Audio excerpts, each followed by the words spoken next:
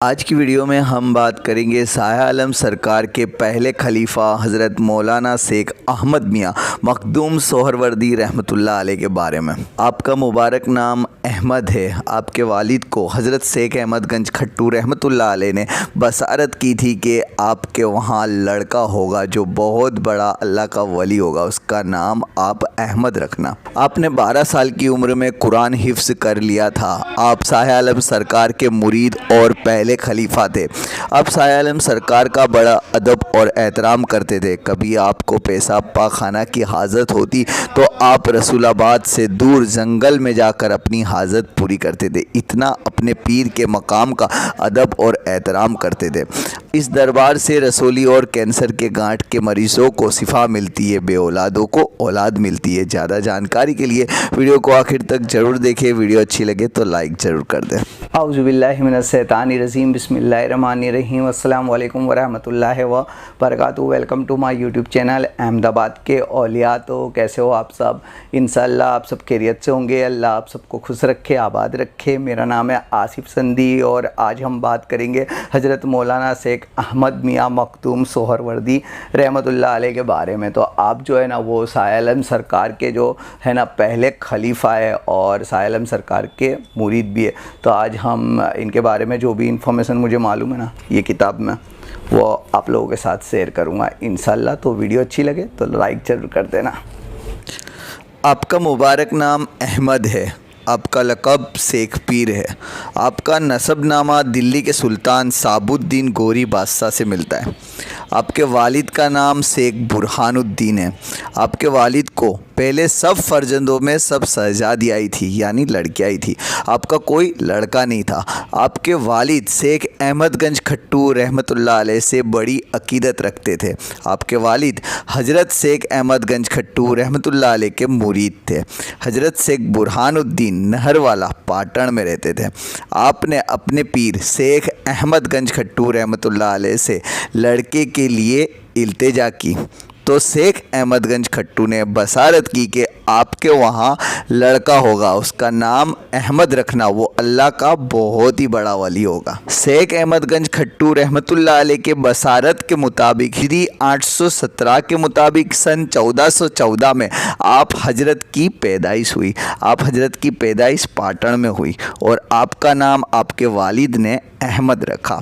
आपने 12 साल की उम्र में कुरान हिफ्ज़ कर लिया और आप सरकार शाह आलम के मुरीद हुए।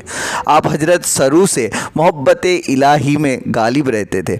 आपने हज़रत मौलाना सदर जहां रहमतुल्लाह अलैह की खिदमत में रहकर इल्म हासिल किया। आप अहमदाबाद के सुल्तानों की इनायत से वज़ारात के ओहदे तक पहुँचे। 12 साल तक अहमदाबाद के कामिल वज़ारात के ओहदे को संभाला और इन कामों के साथ साथ आप हमेशा इबादत और रियाज़तों में मशगूल रहते थे। फिर इस काम से इस्तीफ़ा दे दिया और हज़रत शाह आलम रहमतुल्लाह अलैह की खिदमत में रहने लगे।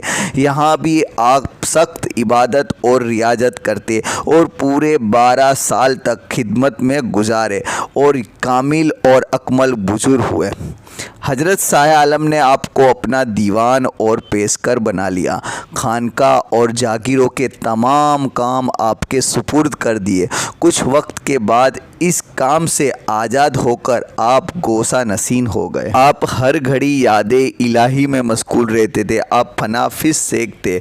बेत होने के बाद कभी नाप के नीचे हाथ नहीं बांधते थे। रात को दोनों हाथ गर्दन में हल्का करके बांध के सोते थे कि नींद में भी हाथ नीचे ना चला जाए। इतनी हद तक आप अपने पीर का एहतराम करते थे।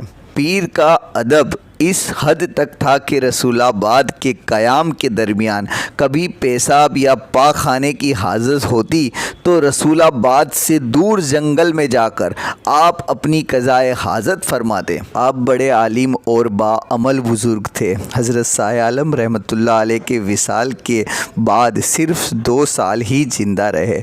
उस दरमियान कभी भी ना तो रसूलाबाद की तरफ पैर किए ना ही कभी उस तरफ मुँह करके थूके। आप अपने ज़माने के बेजोड़ बुज़ुर्ग थे। आप शरीयत के बड़े पाबंद थे।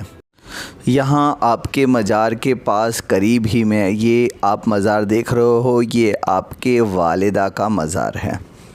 आपके दरबार से रसोली और कैंसर जैसी गांठ का इलाज होता है। बे औलादों को औलाद मिलती है। आपके दरबार से अल्लाह तबारक व ताला सबकी दुआ कबूल करते हैं, सबकी मुरादें जो है ना वो पूरी होती है। आपका विसाल 22 रबीउल अव्वल हिजरी 882 के मुताबिक सन 1477 में हुआ। अहमदाबाद के जमालपुर एरिया में आपका मज़ार आया हुआ है। आज भी मज़ार से पुरअनवार फैज़ का दरिया जारी है।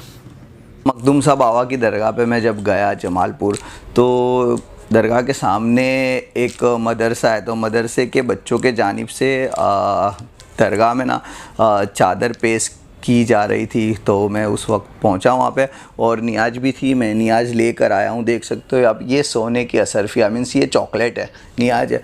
तो ये मुझे दिए उनकी आपके आल से जो भी थे ना वहाँ पे बैठे हुए थे, उन्होंने मुझे ये अता की और नियाज दी और काफ़ी सारी हमने बातें की। उन्होंने मुझे एक रिसेंटली वाक़या बताया जो किताबों में नहीं है, मैं आप लोगों के साथ शेयर कर रहा हूँ। तो उन्होंने बताया कि यहाँ पे ना एक कपल आया था, वो उनको औलाद नहीं थी, बे औलाद थे वो, और उनको ना ख्वाब में ये दरगाह जो है वो दिखती थी। उन्हें पता नहीं था कि ये दरगाह कहाँ पे है। वो तो शादी में आए थे यहाँ पे, किसी ने उनको इनविटेशन दिया था, तो वो शादी में यहाँ आए और दरगाह देख गए। और दरगाह काफ़ी वक्त से उनके ख्वाब में आती थी, लेकिन उनको पता नहीं था कि ये दरगाह कहाँ है। अल्लाह के वलियों के निस्बत वाले थे, अपने जैसे होते हैं ना, अल्लाह के वलियों को मानते हैं। तो ऐसा हम लोगों के साथ होता है, कभी किसी ना किसी के साथ हुआ होगा कि जो अल्लाह के वलियों के निस्बत में रहते, दरगाह पे जाते हैं, मानते हैं। अल्लाह तबारक व ताला इनके सदक़े तुफ़ैल सबकी मुरादें जो है वो पूरी करते हैं। तो ऐसे लोगों के साथ होता है। तो ऐसा इन कपलों के साथ भी हुआ कि इनको जो है ना वो दरगाह जो है वो ख्वाब में आती थी मखदूम साहब बाबा की, और ये ऐसे ही यहाँ पे आ गए और शादी में, और उन्होंने देखी कि ये तो वही दरगाह है जो ख्वाब में आती है। फिर ये लोग यहाँ पे गए और इन्होंने अल्लाह तबारक व ताला से इनके सदक़े तुफ़ैल दुआ की। तो अल्लाह तबारक व ताला ने हज़रत मखदूम साहब रहमतुल्लाह अलैह के सदक़े तुफ़ैल इनको है ना ट्विंस 2 लड़के अता किए, माशाअल्लाह। तो ये बात जो थी ना वो मुझे सुनने मिली, जो आपके आल से वो वहाँ पे बैठे थे। रिसेंटली ये वाक़या था और काफ़ी सारी बहुत सारी करामतें यहाँ पे, बहुत सारे लोगों की काफ़ी सारी परेशानियाँ, काफ़ी सारी तकलीफ़, कैंसर की गांठ जो है वो भी, बहुत सारी चीज़ें जो है वो मिट गई है। तो आप कहीं से भी हो और अल्लाह के वलियों में निस्बत रखते हो और अल्लाह के वलियों का दरबार देखना पसंद करते हो, या कोई तकलीफ़ परेशानी हो, तो अल्लाह तबारक व ताला से इनके सदक़े तुफ़ैल आकर दुआ करना। इंशाअल्लाह अल्लाह तबारक व ताला इनके सदक़े तुफ़ैल सबकी तमाम मुश्किल परेशानियाँ दूर फरमाएंगे इंशाअल्लाह। तो बस यही था आज की वीडियो को हम यही ख़त्म करते, चलते मिलते कोई और नई वीडियो के साथ।